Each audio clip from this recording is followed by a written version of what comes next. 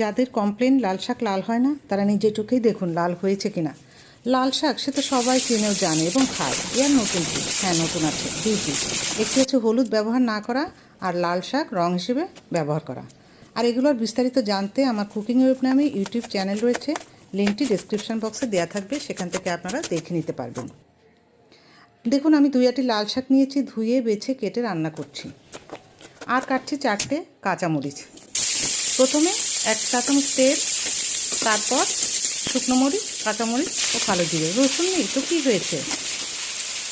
দিয়ে দিলাম কুচি করা শাক, ঢাকা চাপা, হালকা আঁচ, নাড়াচাড়া করে লবণ ও সবশেষে 1 চিমটি চিনি।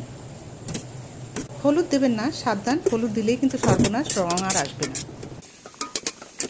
আর এই যে তরল লাল রং দেখছেন, এটা যে কোনো খাবারের ফুড কালার হিসেবে ব্যবহার করা যায়। ভেজিটেবল ডাই কাপড়ের বাটিকও করা যায়।